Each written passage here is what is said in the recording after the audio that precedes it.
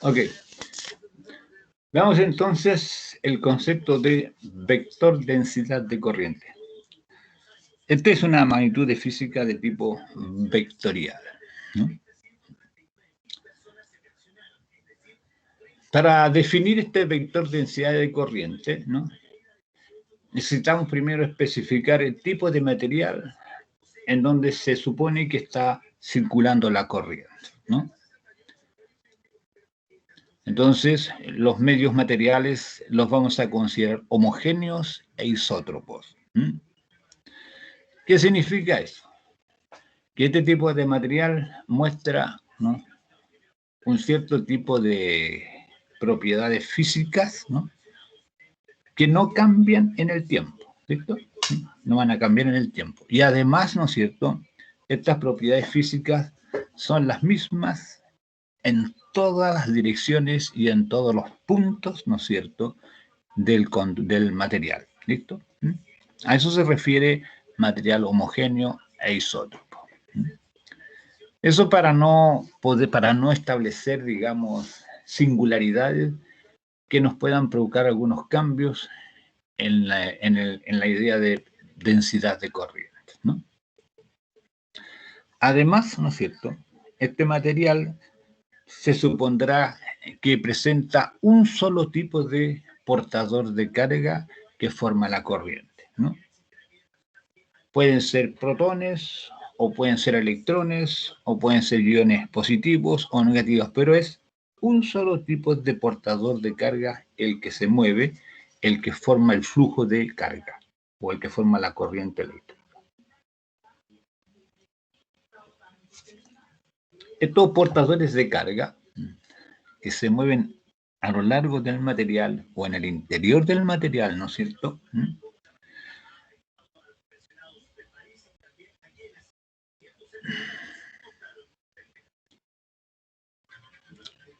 tienen lo que se llama, por ejemplo, un movimiento que nosotros llamamos movimiento térmico, debido a la temperatura que tiene el cuerpo o el material, ¿no? Es un movimiento natural, ¿no? Digamos, todos los elementos o las partículas que forman la materia tienen movimientos, a veces de traslación, otras veces de rotación, de vibración, ¿no? ¿Estamos? Que son microscópicas, ¿no? Pero esos movimientos están asociados a la temperatura. Uno lo puede llamar, qué sé yo, movimientos térmicos, ¿no? ¿Estamos? Entonces, los portadores de carga, ¿no?, que se supone que se mueven libremente dentro del material, ¿no?, por no estar ligado a ninguna partícula, a ningún átomo, ninguna molécula. Cuando se mueven en el interior del material, no se mueven en un medio libre, ¿no? ¿Estamos? Se mueven en un medio lleno de obstáculos, ¿no?, formado fundamentalmente por la red cristalina del material. Generalmente, ¿no?, el movimiento térmico, ¿no?, de las partículas que forman la red cristalina, o sea, los átomos, ¿no?, las velocidades medias, ¿no?, de estas partículas, ¿no?, son del orden de los 10 elevado a 6 metros por segundo, o sea, súper grande, ¿no? Pero este movimiento, ¿no es cierto?, tanto de los átomos, ¿no?, como de los electrones, ¿no?, que forman el material, ¿no?, es un movimiento, como les dije yo, debido a la temperatura, y es totalmente aleatorio, ¿no? Un electrón libre que se mueva, por ejemplo, en un alambre de cobre, tiene una trayectoria totalmente aleatoria, al azar, ¿no? Y este movimiento térmico no constituye una corriente eléctrica. ¿Por qué? Porque como los electrones tienen todos este movimiento térmico, ellos no se mueven en alguna dirección determinada o en algún sentido determinado, no. Ellos se están moviendo cada uno para distintas partes, en distintas direcciones, en distintos sentidos. No hay un flujo neto en alguna dirección determinada, ¿eh? Como les dije, es un movimiento totalmente aleatorio de cada uno de ellos. No es corriente eléctrica. Para poder, y allí les muestro, digamos, una figura de color azul, ¿ve? Una trayectoria aleatoria, ¿no?, de un electrón. En realidad, cuando el electrón o el portador de carga, ¿no?, se mueve, ¿no?, dentro del material, ¿no?, va chocando continuamente contra toda la red cristalina, ¿no? Hay ejemplos de redes, ¿no?, estructuras cristalinas de materiales, ¿no?, de diferentes materiales. De esa manera están distribuidos los átomos, ¿no? Entonces, los portadores de carga que forman la corriente se mueven entre medio de esos átomos, ¿no? Y obviamente, ¿no es cierto?, cuando se están moviendo a unas velocidades grandes, ¿no?, van chocando continuamente contra estas redes, ¿no?, cristalinas que llamamos, y que tienen de diferentes formas. Eso va a depender del tipo de material, ¿no? Así entonces, ¿no?, los portadores de carga, cuando se mueven dentro del material, se están moviendo en un medio lleno completamente de obstáculos, ¿no? Y los obstáculos son justamente, ¿no?, estos átomos, ¿no?, que forman la red cristalina.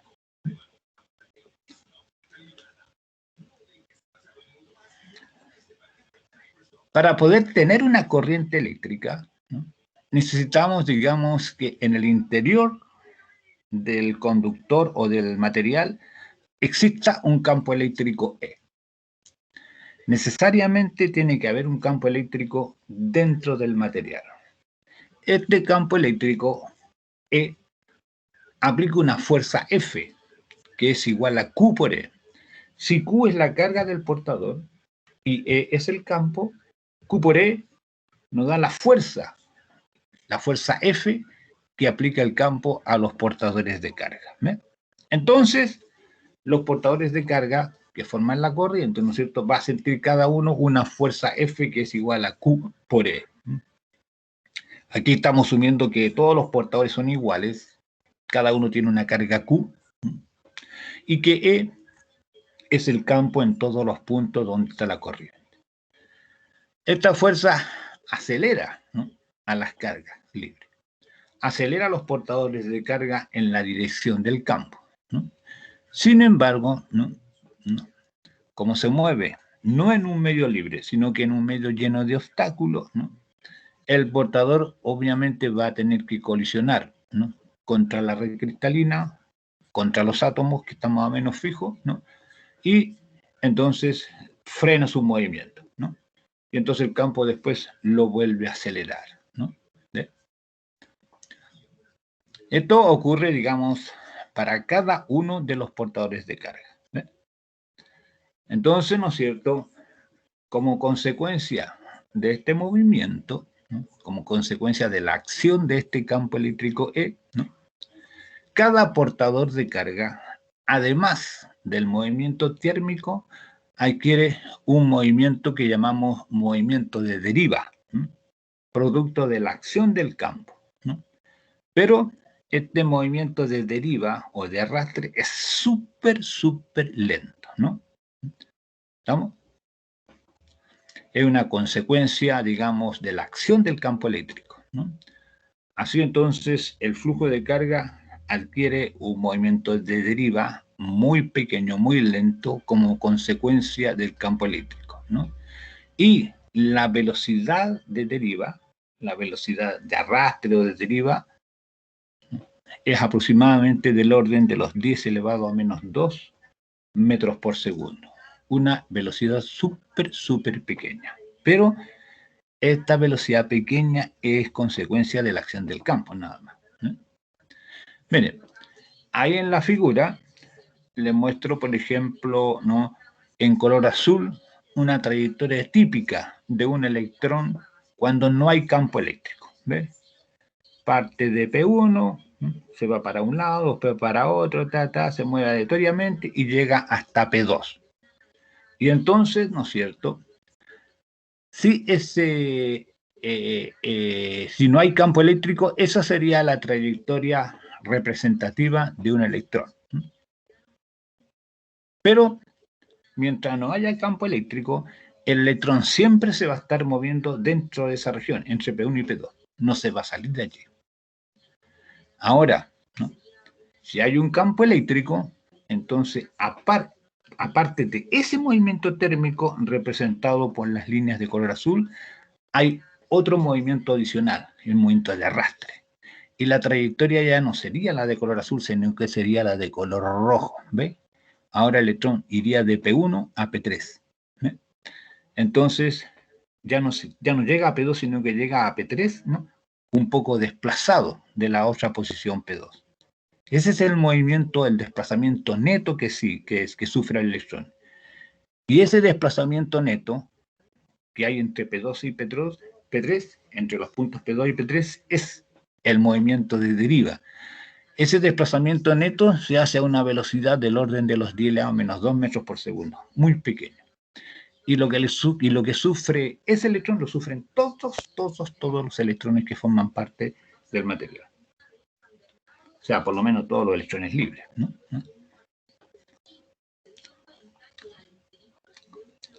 Así entonces, ese movimiento neto de los portadores de carga, ¿no? Es lo que determina, ¿no? La corriente eléctrica.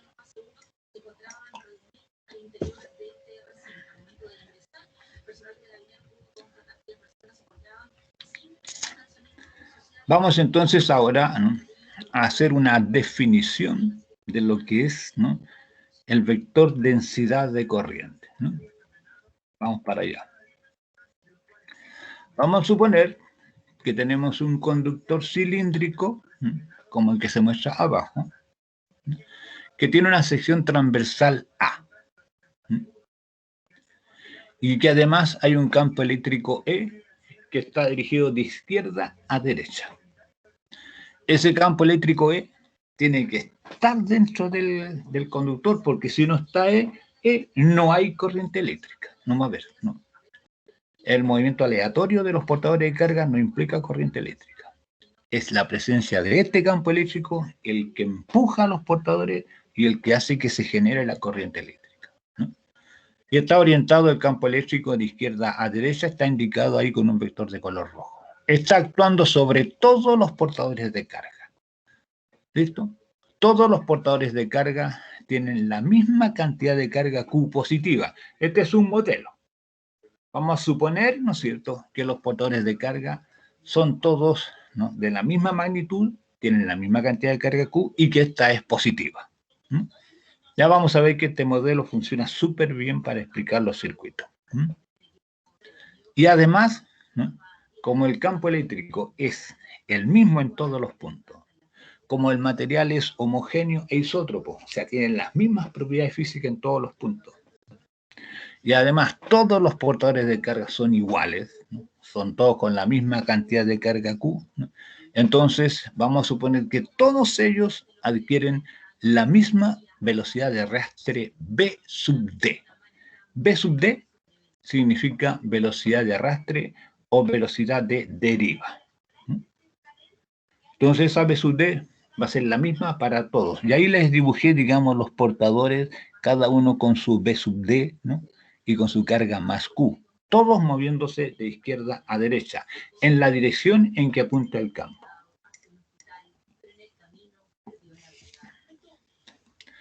Entonces, ¿no?, nos preguntamos, ¿no?, ¿qué cantidad de carga delta Q pasa a través de la sección A, ¿no?, en un tiempo de t? O más bien dicho, ¿qué cantidad de carga pasa a través de la cara derecha, ¿no?, de ese cilindro pequeño que está allí, ¿no?, con líneas segmentadas, ¿no? Entonces, ese cilindro pequeño que está allí, ¿no?, de línea segmentada, queremos saber qué cantidad de carga delta Q pasa a través de la sección A, esa que está aquí, en un tiempo de t. La cantidad de carga total que pasa a través de esta sección de esta sección de área A en un tiempo de t es la cantidad de carga que está contenida en todo este cilindro sombreado de altura B sub d por dt. ¿Listo? B sub d por dt es la distancia que recorren los portadores de carga en un tiempo de t. Así entonces, todos los portadores de carga que están dentro de este cilindro de altura B sub d de t, ¿no? Esa es la cantidad de carga que pasa a través de esta cara en el tiempo de t. Ahora tenemos que saber cuánta carga es. ¿Listo? ¿Está? Entonces, para saber cuánta carga pasa, necesitamos conocer primero que todo n minúscula. N minúscula. Ese n minúscula significa cantidad de portadores por unidad de volumen. ¿Ves? ¿Cuántos portadores hay por metro cúbico? Pueden haber 100 portadores por metro cúbico, 10.000 portadores por metro cúbico, etc. Pero ese n indica eso nada más, ¿no? ¿Estamos? Número de portadores por unidad de volumen. ¿Listo? Y entonces, si multiplicamos n, ese número de portadores n por el n, número de portadores por unidad de volumen, lo multiplicamos por el área de este cilindro y por la altura, o sea, por el volumen de este cilindro segmentado, de línea segmentada, ¿no? Este tiene un volumen.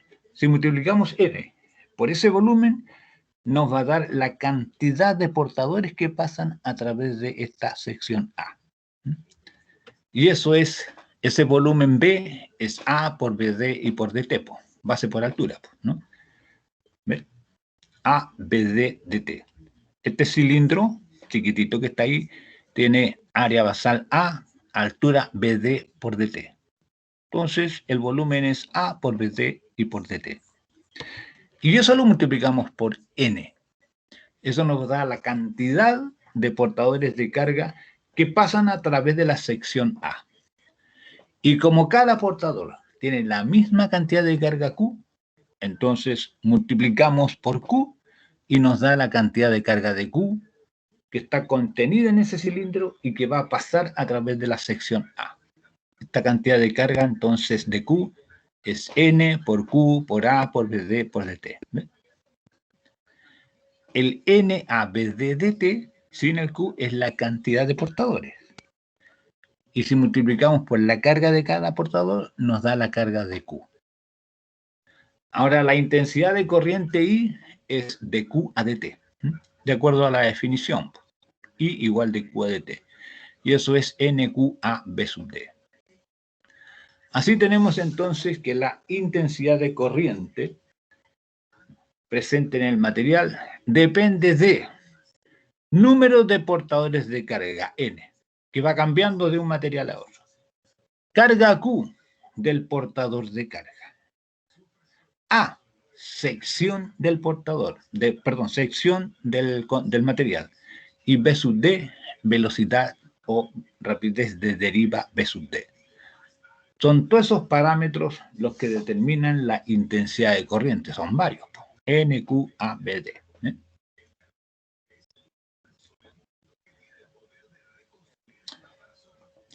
¿Alguna pregunta? La ecuación 4 entonces nos da la intensidad de corriente como función de N minúscula, número de portadores de carga por unidad de volumen. 1000 portadores por metro cúbico, por ejemplo. Q, carga de cada portador. A, sección transversal del material. B sub D, velocidad de deriva de los portadores de carga. Todos estos parámetros, ¿no es cierto?, de alguna manera hay que medirlos, ¿no? Hay que saber cuánto es, ¿no?, para poder determinar la corriente I o la intensidad de corriente I.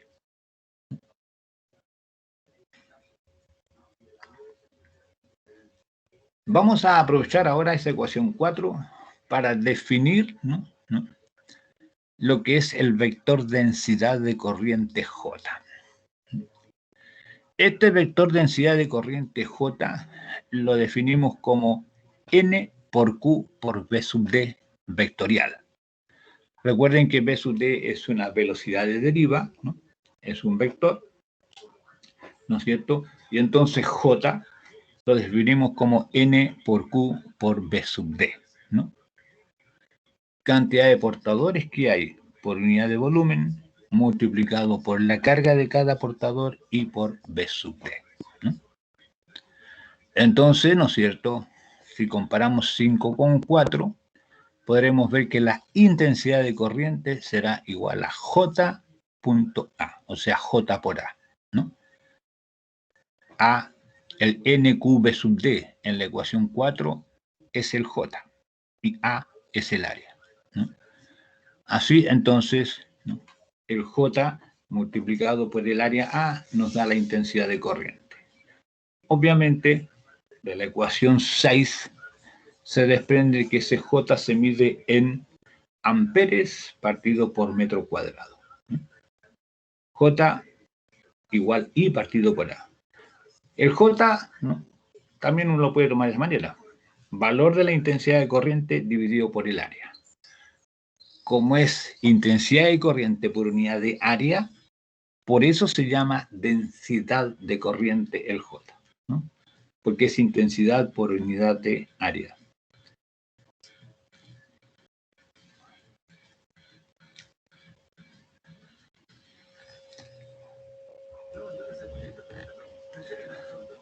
Así entonces, ¿no? El vector J resulta ser N por Q por V sub D, ¿no? El N es un número nada más, no tiene unidad, ¿listo? El Q es la carga que se mide en Coulomb. Y el V sub D, velocidad que se mide en metros partido por segundo. Así el J entonces se mide en Coulomb por metro partido por segundo, ¿no? Nada, representa nada más que eso nada más, ¿no? NQV sub D, ¿no? Cuando el J lo multiplicamos por el área o por la sección del material, entonces eso nos va a dar la intensidad de corriente. Esta ecuación 7 está deducida para un solo tipo de portador de carga Q y además positiva, ¿listo? Pero ¿qué pasa con el vector densidad de corriente, ¿no? Si hay portadores de carga positivo y también portadores de carga negativo? Entonces, supongamos, ¿no?, que hay N más portadores de carga positiva, de carga más Q. N más, o N superíndice más, N superíndice más, indica la cantidad de portadores de carga positiva que hay por unidad de volumen. ¿Listo? Los que tienen carga más Q. El N superíndice menos, N menos, indica la cantidad de portadores de carga que hay por unidad de volumen, pero cada uno con carga menos Q. Entonces ahora vamos a suponer que hay dos tipos de portadores. Los de carga positiva más Q y los de carga negativa menos Q. ¿Listo? Obviamente, en este caso, ¿no?, cada uno de esos portadores, ¿no?, va a dar lugar a una densidad de corriente distinta, ¿no? La densidad de corriente total J va a ser entonces el J más, que es el J debido a los portadores de carga positivo, y el J menos, que es el vector densidad debido a los portadores de carga negativa. ¿Cuánto es el J más? Usamos la ecuación 7. N más multiplicado por más Q y multiplicado por V sub D. N por Q por V sub D, pero con portadores de carga positiva. Ese es el J más. ¿Cuánto es el J menos? Portadores de carga N menos multiplicado por la carga negativa menos Q y multiplicado por menos V sub D. ¿Por qué por menos V sub D? Porque si el campo eléctrico apunta, por ejemplo, hacia la derecha, a los portadores de carga positivo los mueve en el sentido del campo, pero a los portadores negativos los mueve en sentido opuesto. Por eso le ponemos menos V sub D. Entonces allí, ¿no es cierto?, haciendo las operaciones, obtenemos que la densidad de corriente es, entre paréntesis, n más n menos por Q y por B sub D. ¿Ve? Vale decir, ¿qué quiere decir esta ecuación 8? Que los portadores de carga negativa definen un vector densidad de corriente del mismo sentido que los portadores de carga positiva. Es decir, portadores de carga negativa moviéndose de derecha a izquierda significan portadores de carga positiva moviéndose de izquierda a derecha en sentidos opuestos. Por lo tanto, ¿no es cierto? Cuando hay portadores de carga positivo y negativo, los negativos no contribuyen negativamente a la otra. No forman un vector opuesto al de las positivas, no. Las cargas negativas, ¿no es cierto?, en un movimiento ordenado, definen un J que está en la misma dirección y sentido que forma el J positivo. Si el J positivo va de izquierda a derecha, el J negativo también va a ir de izquierda a derecha. Ese es el efecto neto. Así entonces, la presencia de los negativos no disminuye la corriente, no, la incrementa, porque el J es el mismo, tanto para positivos como para negativos. Formalmente, nosotros vamos a determinar que el sentido de la corriente, ¿no?, es el sentido, digamos, de movimiento de los portadores de carga positiva. ¿Listo? Y el sentido de movimiento de la carga positiva es el mismo sentido del vector J. Si el J va de izquierda a derecha, significa que los portadores de carga se mueven de izquierda a derecha, ¿no?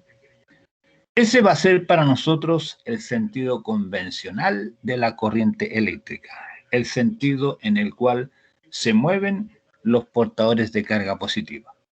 Portadores de carga positiva moviéndose en una cierta dirección y sentido indican que la velocidad de arrastre va en esa dirección y sentido e indica que el J va en esa dirección y sentido. Y en esa dirección y sentido entonces tomamos, ¿no?, el sentido convencional de la corriente eléctrica.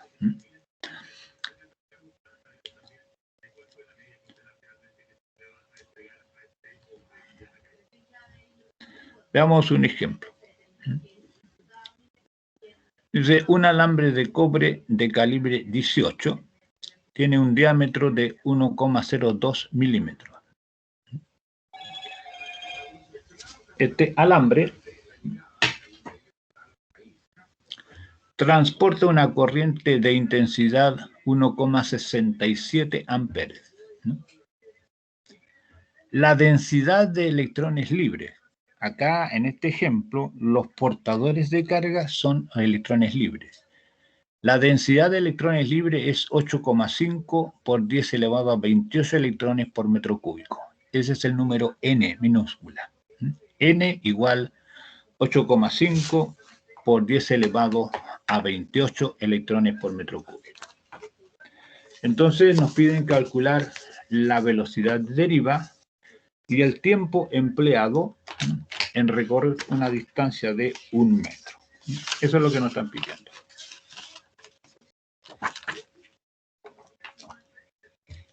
Veamos, ¿cómo lo vamos a calcular? Entonces tenemos diámetro D igual 1,02 milímetros, es decir, 1,02 por 10 elevado a menos 3 metros. Intensidad de corriente I igual 1,67 amperes. Densidad de electrones, N minúscula. N minúscula igual 8,5 por 10 elevado a 28 electrones por metro cúbico. Nos pide determinar la velocidad de deriva. Queremos D, I y N. Ya, veamos eso. Entonces, ¿no es cierto? Usamos I igual J por A, la ecuación 6. I igual J por A. Con eso podemos calcular J igual I partido por A. Vale decir I partido por... Se supone que la área A es un área circular. ¿Listo? Es pi r cuadrado. Así, entonces, J será la intensidad de corriente I dividido por el área A, que es pi r cuadrado. Tomamos entonces la intensidad de corriente, 1,67 amperes, y lo dividimos por pi y por el radio, que es la mitad del diámetro, ¿no? 1,02 dividido en 2, 0,51 es el radio. 0,51 por 10 elevado a menos 3, hay que pesar los metros. Eso al cuadrado. Ya. Díganme por micrófono cuánto nos da eso. Hagan el cálculo, jóvenes.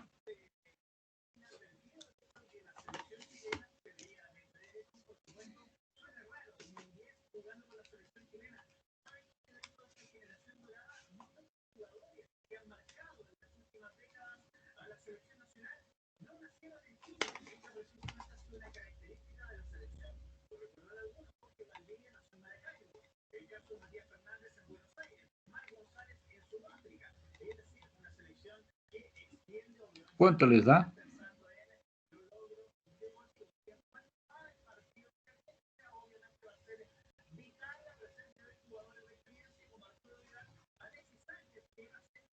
¿Cuánto les da el J?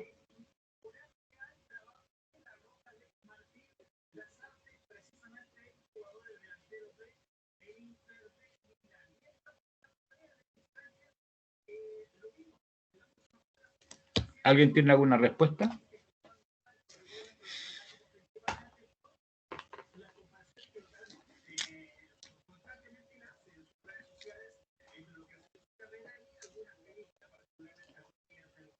Debiera darles 2,0438 por 10 elevado a 6 amper por metro cuadrado.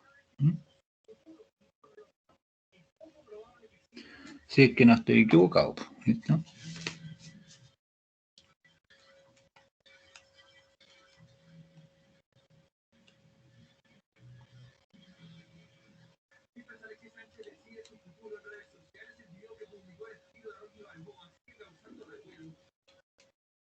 No.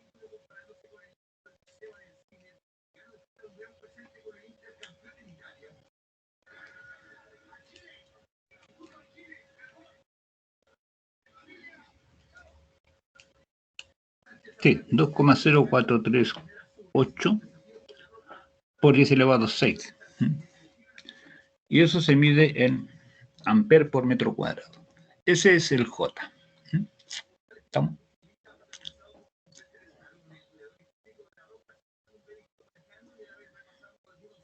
Ahora usamos la ecuación 5. J igual N por Q por B sub D. Y despejamos B sub D. J partido por NQ.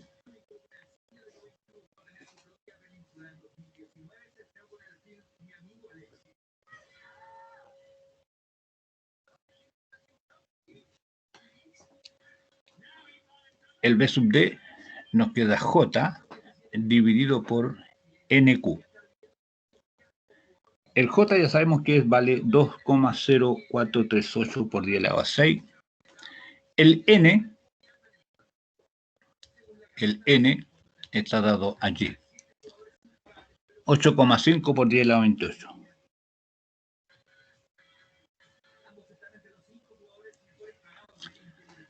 Y el Q, la carga del electrón. ¿Listo? Carga del electrón que está dada aquí, un poquito más atrás. Ahí. 1,6 por 10 elevado a menos 19.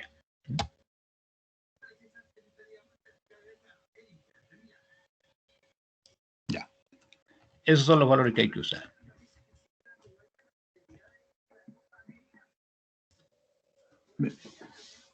Entonces tomamos J, que es 2,0438 por 10 elevado a 6, y eso lo dividimos por 8,5 por 10 elevado a 8, y lo dividimos por 1,6 por 10 elevado a menos 19.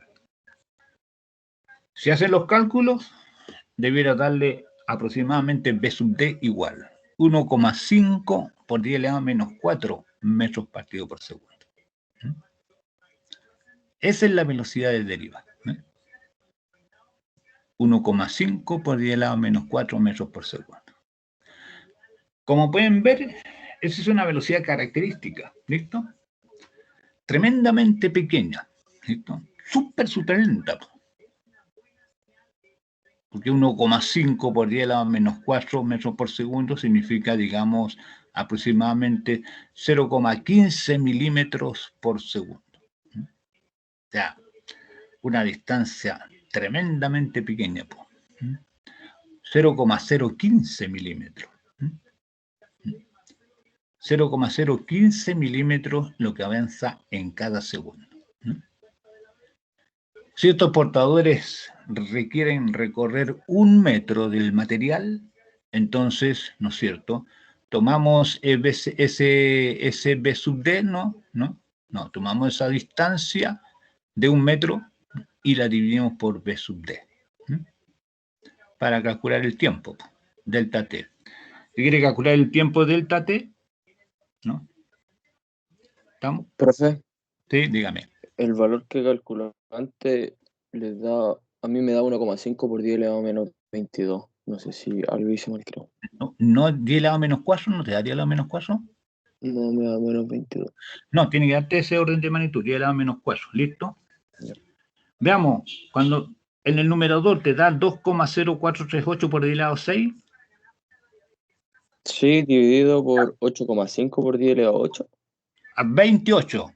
Ah, ya, ahí está. Es 28, es el n, no es que ahí arriba dice n igual 8,5 por 10 elevado a 28. Ahí está. Gracias. Y la carga del electrón 1,6 por 10 elevado a menos 19. ¿Listo? Sí, gracias. Eso te da aproximadamente 1,5 por 10 elevado a menos 4.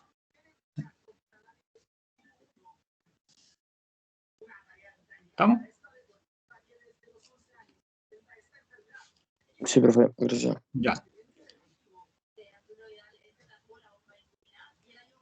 Ahora, con esa velocidad tan pequeña, el tiempo para recorrer una distancia de 1 metro es aproximadamente 1 hora 50 minutos. ¿Ves? O sea, súper lento. Demora mucho tiempo. Casi 2 horas para recorrer 1 metro. ¿No? ¿Estamos? Entonces, si la velocidad de deriva de los portadores de carga es tan lenta, porque aunque lo hicimos, digamos, con estos datos para un caso de electrones, estos son valores típicos, ¿no? Sea cual sea el tipo de conductor, si usamos electrones u otros portadores, la velocidad de deriva es más o menos del mismo orden de magnitud, muy pequeñita. Si esta velocidad de deriva es tan pequeña, ¿cómo se explica, no es cierto?, que cuando uno, por ejemplo, va a encender una ampolleta, cierra el interruptor y la corriente se produce instantáneamente. ¿Ves? ¿Cómo se explica entonces que la corriente sea prácticamente instantánea? Siendo una velocidad de deriva tan pequeña. ¿Alguien me puede explicar eso?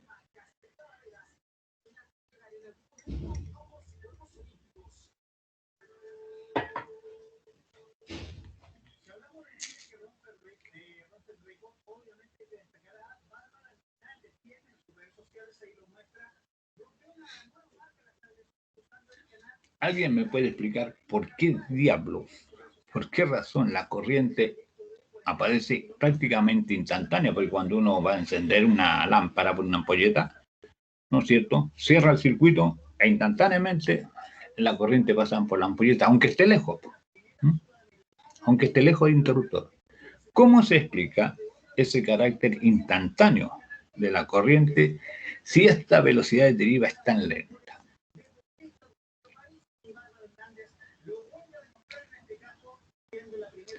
A ver, vamos. ¿Ah? ¿Será porque no hay electrones libres por todo el circuito? Es por esa razón, pues, hijo. Ahí. Miremos ese alambre. Vamos a hacer un alambre largo, largo, largo. ¿Listo? ¿Ve? Este campo eléctrico E, que está dibujado allí, está presente en todos los puntos del conductor, de principio a fin. ¿Me entiende? Entonces, estos portadores de carga que están a la izquierda tienen esa velocidad de deriva pequeñita. ¿Estamos? Y tienen esa velocidad de deriva por el campo E. Entonces, cuando estos portadores que están a la izquierda se mueven hacia la derecha, simultáneamente los que están al lado también se mueven hacia la derecha porque el campo también los empuja. Cuando el campo empuja a los portadores que están a la izquierda, va empujando simultáneamente a todos los portadores de carga que están hacia la derecha. Así, cuando estos que están a la izquierda se mueven hacia la derecha con esa velocidad V sub D, simultáneamente por la acción del campo, estos que están aquí hasta la derecha, estos simultáneamente también se mueven hacia la derecha. ¿Ve? Entonces, acá la V sub D es la velocidad con que se mueven los electrones, ¿no? Pero la corriente la establece fundamentalmente el campo eléctrico que se instala automáticamente en todos los puntos. Es un movimiento simultáneo que tienen todos los portadores. Por esa razón, entonces, la corriente eléctrica nos parece a nosotros en forma instantánea. Cuando los portadores de carga están pasando a través de esta cara segmentada, simultáneamente están pasando a través de esta otra cara y simultáneamente están pasando a través de cualquier área. Y todo eso en forma totalmente simultánea. De allí entonces, ¿no es cierto?, que este movimiento de carga, ¿no?, sea, digamos, sea un movimiento, digamos, simultáneo, ¿no?, para todos los portadores de carga del material. Por esa razón, entonces, esta corriente, ¿no?, es prácticamente instantánea, ¿no? La verdad es que